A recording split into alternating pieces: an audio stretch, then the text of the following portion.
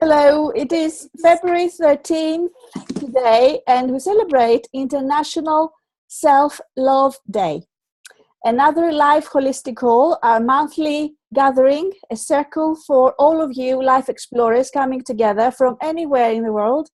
Women and men are very welcome, and we are celebrating the importance of nurturing self-love, the importance of looking after ourselves, but also the importance of just going past what is it love.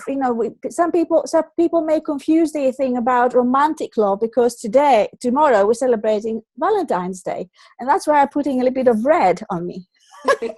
So yes, so it is Valentine's tomorrow, and many people may consider okay, it's about giving love to our partners, or our husbands, our wives, and so on and so forth. But I'm thinking about having this space today and giving you all the chance to say a few things about how do you look after yourselves? What do you do? Your own tips, your own strategies, what have you put, your own rituals, your own tips that other women and men who will be watching back or listening back will be taking on board some of your suggestions, some of your ways of, nourishing self-love and self-care. And I'm just going to leave it, with whatever comes to you from your heart, and it comes with a lot of inspiration for everybody else who's going to listen back and watch back. Okay, and I'm going to start with Viola, because Viola, because she lives in Cyprus. You live in Cyprus. You may wish to go a bit earlier. I would like you to stay here until the very end, but I appreciate it's 10:30 in the evening in where you are at this point in time. So if you unmute yourself, then we can. That's it. Unmute myself now. Can you hear me? Fantastic. Yes, we can hear you. So Viola, you've been on my Health and Healing show, and we met thanks to Marina Nani and all the fantastic authors awards that happened some time ago in London, together with Jill Barham. And I love your work when it comes to your breath work. So I guess it would be interesting for you to share something from your point of view, how to look after ourselves and connecting with our breath more. Something that has been very sort of, you use it a lot in your work. You're still not you need to unmute yourself. Sorry, it's still there.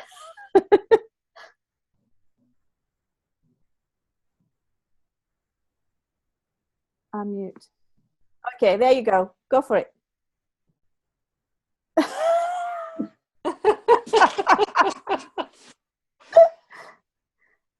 Okay, if you click on the button there. Hello? That's it. We can listen. Yes. Okay. So for me, it has been a very interesting journey when I learned about breath work in the early 90s, because breathing is connected with life. It's the first thing we do in life, and I think we do. So we learn because of many psychological, many encounter with limiting emotion and psychological trauma, and also from learning behavior, how the children learn from adults. We start limiting our breathing, and when we do that, we limit our possibilities in life. So my encounter with breath work was as beautiful as see like a variety of possibility that's coming from my own breathing system, of how much I can reach in life, instead of limiting myself to just the unknown or just the limiting way how I used to see it. Mm-hmm. So breath work or rebirthing or conscious connected breathing, what we do is to be able, first of all, to connect with the experience of what is expansion from a physical point of view, and also from a mental point of view and psychological, emotional point of view. And we think that when body, mind, and emotion are working, spirit is celebrating, because this is what we need to go back to our essential part of us when the I am was totally I am who I am. and not these that we have accumulated in life about I'm not good enough for this or I'm not good enough for that, and just live in a survival mode. So what breathwork brought to me is change the survival mode by a fully life mode. Of course, in life there is a lot of events. Of them are people, we lose people, we let go things, but as we keep that breathing connected and the possibility of life in its full expansion, in its full possibility, we can deal with those events as events instead of accumulating them as more tragedy or more lost or more or increasing the victim. So the way how I take care of myself is about being very careful about my breathing. Also, I take a lot of care of my health in the way that I'm quite a healthy person. I used to be a smoker and I used to drink quite a lot. So I changed some years ago, and actually I eat very healthily and enjoy food quite and learn how to cook. And also the other way how I take care of myself is I enjoy colors. Maybe this is what unite us a lot, you and in this color journey. Yes. And give myself a lot of bright color, and it's like sometimes I think I'm living kind of another teenage, because I like I like variety, I like to create my own fashion. And I have a tailor in the next village where we live, and he said if I ever need a job, I can go and work with him, because I take all stuff there and I tell him to cut here and stick it there and do this. and something I do a lot for myself is like I enjoy very much the little thing in life and the big thing too. But a good piece of organic chocolate can make me be happy for a long while. A good piece of, if I can save an old piece of clothes and transform it in another thing, and also being healthy and functional, and like this beauty that we carry in, this juice that we women have, that doesn't matter the age we have, and where we are and the weight we are, we can keep enjoying. So I do care a lot of myself, and I love to share that with all of you. Thank you, Viola. And I love to call you Viola. So beautiful. So breathing, being conscious of our breathing, and it's a number one. I believe that as well, because as you said, is what gives us oxygen. What gives us is the life force, isn't it? Without it, we cannot survive. But conscious breathing, as you mentioned, Viola, is actually life. Yeah. Okay, so that's a wonderful point. Thank you, Viola. Thank you. Right, let me just go to Sue. Sue, can you hear us? Yeah.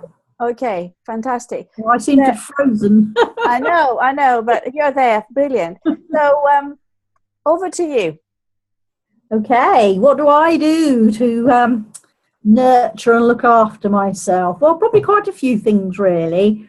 And I suppose I've spent a lot of my life actually not taking good care of myself, and the result of that was actually, becoming ill with an autoimmune disease. So from there, I decided that I really needed to look after myself, look after my health, and really, nurture and take care of myself. So I do a lot of things, particularly meditating every morning at the start of the day.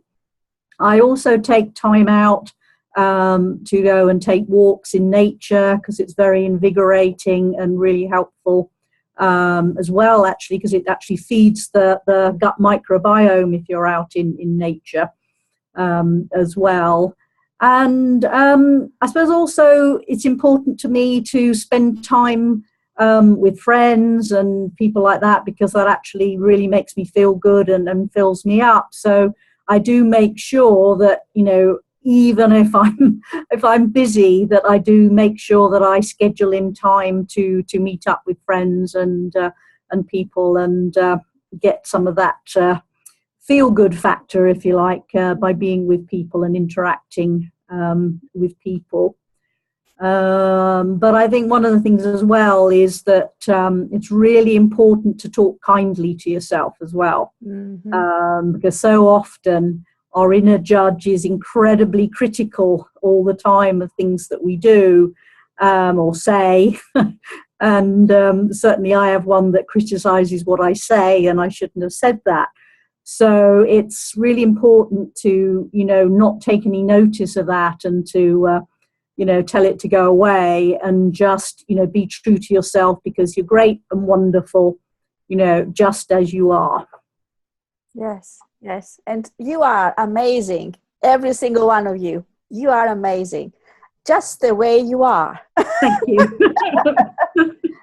That's something, something that's I've been sharing on Facebook today. And the idea of I am enough, you are enough, we are enough. And that's really in the mirroring, something that, you may have tried, you may like to try. Mirroring, like sitting in front of the mirror, look at, take a moment and connect with yourself, connect, like looking in your eyes and connect with you, with yourself, with your soul. And that, even if it's just a minute or two, that bring that connection back to yourself and brings you back into you. Sometimes we are very much giving out, isn't it? Like all the time thinking about outside, like different things happening on around us. But we don't give enough time for ourselves. And Sue, thank you for sharing that you do meditation, and you do, for me, it's also taking the time and do that relatively, not one day and then another day. It's like, really taking the time to do it consistently. That's what really pays off. It does. It certainly does. Yes. Okay, so meditation. Well, my meditation, I will just need to share something about meditation. I love meditations with color. Some of you have already experienced my color meditations, and Deborah, who is on the call, but she's camouflaging herself behind there. Bless you, Deborah.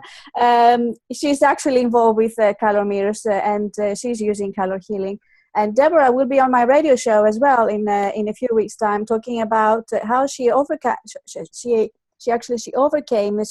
health situation with her thyroid, which is really important. And maybe some of you listening back or watching back, you may have an issue with thyroid. And again, why, how all these imbalances happen. Maybe Jill can help us, how we can feel into, what is all these imbalances, hormonal imbalances that could cause thyroid issues, could cause other issues in our bodies. And how we can avoid that. Is there any way we can avoid that by looking after ourselves a little bit more? Jill, I'd like to come to you. If you could just share a few things about how you look after yourself, self-love in your way, your personal way, but also giving us a little bit about hormonal imbalances, and if there's any way we can, get an insight into that. Okay, thank you. It's lovely to see you all. I'm wearing red too. Good. So, like everybody on the call, like Sue and Viola and you yourself, as a health coach, you have to walk your talk. And I do try every day, but, health coaches aren't perfect either. We've still got the same habits to overcome that normal people have too. And really good health is all about, as Sue says, about creating those good habits and listening to yourself and finding out what you need, switching into, well, actually what nurtures me and what doesn't. And just because something is good for one person doesn't mean that it's good for something else. It's really, as you say, taking a real step back, looking at yourself in the mirror and actually saying, well, what is it that makes me feel good? So as you say, whether that's getting out in the sunshine with the dog, and we do a lot of that here, whether it's sitting in front of the TV, and that's okay too, or reading a book. And obviously, what you put in your mouth is a big part of, general wellness. and making sure that you have this sense of well-being. Obviously, I'm a Pilates teacher, so I'm very in tune with what Viola's work is all around in terms of breathing, because we spend a lot of time focusing on the breath within Pilates. And one of my Pilates new clients always say to me, I can do the movements of the breathing and that I'm having trouble with. Yeah, we're just breathing in and out. That's all we're doing.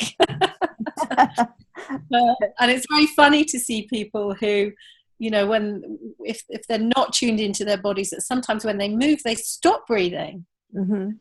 Literally see them holding their breath, so that whether that's when they're doing some exercise, whether they're eating, whether they're trying to talk to somebody or converse with a partner, breathing is just such a vital skill to be able to learn, and not just up here, which is where the majority of us breathe, but as Viola will tell you, breathing wide and full and deep into the ribs. And what's really interesting about the rib cage is that you've got all these muscles, these intercostal muscles in between the rib cage, and muscles know no age. So if you don't use those muscles by breathing wide and full, they become a bit lazy and a bit atrophied and a bit weak, just in the same way that your bicep muscle would be.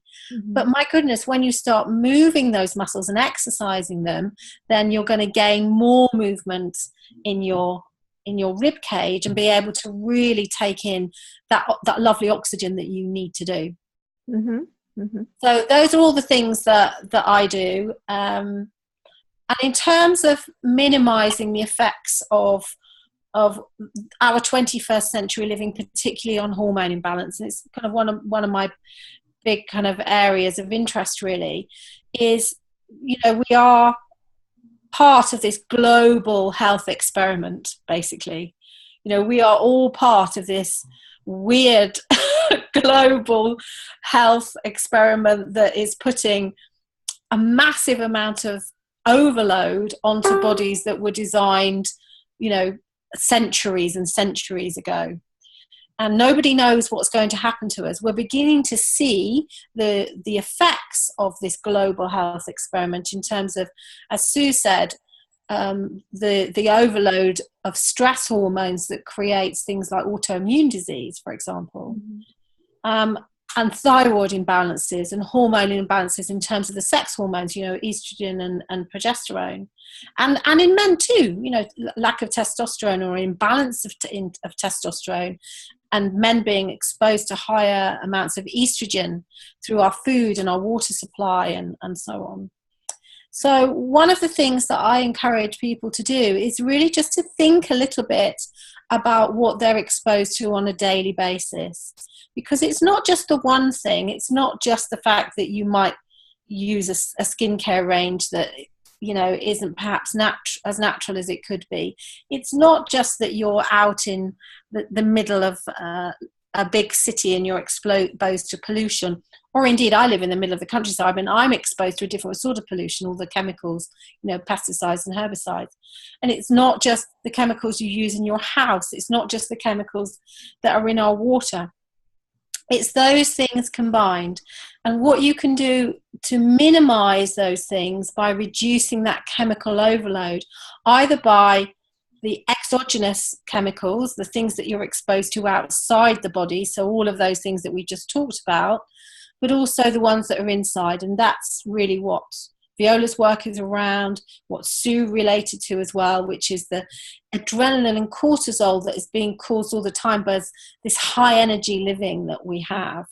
And that high energy, fast paced 21st century means that these cortisol and adrenaline, these hormones, particularly for women, are circling around and around the body. We're not very good at getting rid of them. Physiologically, we actually don't get rid of them as well as men. So it means that we've got to find a way to minimize them in the first place, and then take the time, take the relaxation, have the moments in the day, doing whatever it is that you need and you want to do and whatever fills you up, so that you can just be at peace. Men are really good at this. They're great at quick energy, lying down and watching the television or whatever it is. And as women, we kind of go, well, yeah, I could sit down, but I'm just going to go and do this, and I'm just going to go and do that before I sit down. And then of course this roller coaster effect goes on, and you find out that you haven't actually sat down all day, and it's no wonder that we all sleep badly, because there's no bedtime routine. Our bedtime routine is, the hour before we go to bed is sorting all the things out that we've got to do for tomorrow. We wouldn't expect our children to go to bed under those circumstances, and yet we as women, we tend to expect ourselves to do that. So it's a mixture of things, trying to think about what you can minimize externally and internally, feeding the body and nurturing it, creating those really little good habits on a day-to-day basis, and breathing wide and full. Thank you, Jill. Thank you very much, my dear. And yes, so far we have mentioned about breathing, about calorotherapy, calor as a method of overcoming stress, anxiety, and bringing more soothing elements in your life. And really, also for me, also calories is an imperative when it comes to when certain things are appearing again and again in your life. So certain issues, it could be health issues, or it could be emotional, it could be anything to do that it comes back as a repetitive pattern, and that can actually help you to overcome it with much ease, rather than relying on your own device. Sometimes we feel that we've got to get over things by ourselves. We women particularly, we are very resilient, and we say we can do things all by ourselves, we can make it happen, and then we try different things, and then the more we let it repeat itself, and we say, oh, well, we'll get there, we'll fix it somehow. But the root of the problem is still there. Whatever that caused it is still there. So what I'm actually inviting you, as part of this wonderful celebration of self-love and self-care, if there's something that appears to your life again and again, there's something, it's trying to teach you something that you really need to get to the bottom of it. You really need to look after yourself, or whatever that was, the person or the situation that caused it in the first place. And then maybe that's time for you to find a way to let go and release that. Could be that one way of forward. It's something that you can do to really look at exactly what it is and acknowledge it, and then deal with it, rather than allow it to come back again and depleting your energy. Hope you may have been in that situation before. I don't know whether you relate with me or not, but I have, and I know how much it's easier now to get over something that upsets me, worries me, creates me anxiety, or even frustration or anger, because I've got my different tools into place. So once you get these tools into place, whatever works for you, that is, and I just love, for me, self-love is looking after yourself and things being in the flow. Really, too much struggle. For me, self-love is being able to cocoon yourself without having to justify yourself. For me, self-love is to say, yes, I want to do that, and I'm not going to do whatever I should have done. And there's no should in place. Forget the should, just do whatever, you feel is good for you. And I love this phrase, whatever feeds your soul. For me, it's really important. If I need to take a moment, read a book that will give me some inspiration and will connect with my inner feelings, and take some moment to journal and to write something. For me, that's how I look after myself. Because when I do that, I can actually carry on with the rest of the day, and I feel inspired, energized to carry on doing it. And then I can give my best self out there. Because at the end of the day, if you don't look after yourself, who is going to look after you? ? Who is going to ask, what are your needs? What do you need to feel more energized, to feel more positive, to feel more, giving back to life, giving back to your family, giving back to your clients, giving back to your society, your community. So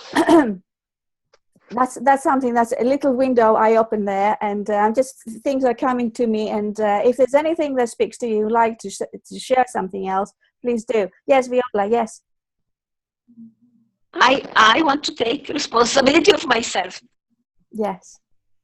It's very sleepy tonight, because we were in the other side, and we came today. And actually, I have 3-hour difference, so it's almost 11 here. Bless you. So I want to wish all best. and take responsibility of taking care of myself, because my sleeping patterns are ups and downs with all these trips. And very happy to see you, Jill, again. And hello, Sue. And Chrisoula, thank you very much for the invitation. My pleasure. And, thank you for being here. I wanted to say as a good night message that another thing that really gives me a lot of pleasure and is to be able to serve others and to be even a little bit like tonight with my friends, with others. But that is only possible if we take care of the self, as Chrisoula is mentioning, and Jill, is beautiful what you were saying, is inside and outside. So for all of us who we love to give service, our service become even more ecological, more sustainable, and purer. It's because we get take care of the self. So I'm going to say good night for today, and hopefully I'll see you again soon. Yes, and thank you, Viola. Very much for this. Good night. Good night. Kalinita. Buenas noches. Buenas noches. Muchas gracias.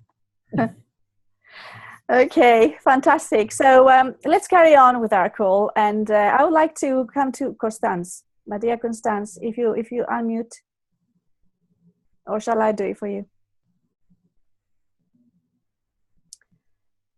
Because when you're looking after yourself, the thing is not just do it because it is good for you and what everything we have covered, everything we mentioned so far. It's because when you're looking after the self, you're looking after the collective. So when we talk about responsibility, Viola mentioned about responsibility and feeling, yes, I'm tired and I'm going to say good night and be respectful and show gratitude and then go. And that's brilliant. However, when it comes to thinking yourself, don't see it as an egotistical, like, oh, my ego and all of that. See it as a way that you're looking after everybody else. And then when you show up and you show how to do it, let's say, Jill, you're saying, you look after yourself, and then you show up and you go and speak to an event, or Sue does the same thing, or myself, or whoever else, Deborah. It's actually, you share your light, but you also share your energy. When you look after your energy, it shows. It shows. It's you cannot hide it. That's it. When you demonstrate, you speak from your heart, and you are in love with who you are and what you do, and you share that, it is infectious. So other people will pick it up.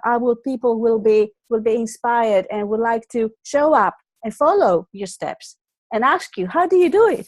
What do you do when you're so happy or so joyful or so cheerful? Or, always giving out there. You need to say to them, well, actually, I allocate time for me. That's something that I've had to learn the hard way, maybe. So, Constance, let me just unmute. I will unmute you, so it's easy for you. There you are. Off you go. Okay. Yeah. I couldn't agree with you more, Chrisoula. It's absolutely true. And one thing that really sticks into my mind is when you go into a plane and they give you this demonstration about the air. Yes, the mask. Plugs. Yes. They say put them on yourself first, and then on your children. Mm-hmm. And I feel like looking after yourself is sort of the same. When you're in a good health and when you feel energized and when you feel happy, you can do so much more. So it's so important to find the space to do that. And I can agree with a lot that has already been said, like looking after your body, eating healthy. I do yoga, so we also do breath work there. Meditation. I especially like walking in nature or being near the sea. The sea is for me also very inspiring surroundings, and I really feel energized by it. And also traveling. I mean, we had a lovely time with you in December, and being with friends and traveling together. That's really, it really sets me free for a lot of things to do afterwards, because then I feel so happy and so inspired by all I've seen and what we've spoken together and what we've learned. So that also goes for me, that I try to find space in my agenda, whether that's daily or occasionally, to do things that inspire me. That's really important for me. And it's also with color and with architecture or with art or things that are really, have this inner beauty that I can be inspired by, and then I feel inspired to inspire others. Yes, yes, yes, and bring that creative side of you out there as well. Yeah. Yes. And I know I haven't done that for some time, but I really noticed that it really gets me in a totally different space, and I feel so happy when I am there. And I hope this year I'm going to do a lot more of that. Yes, beautiful, beautiful. Yeah. Thank you, Constance. Thank you. Well, Deborah, you have shared a few things on the chat box, but I was thinking that it would be nice to put your voice in the circle and then hear it from you directly. What do you say?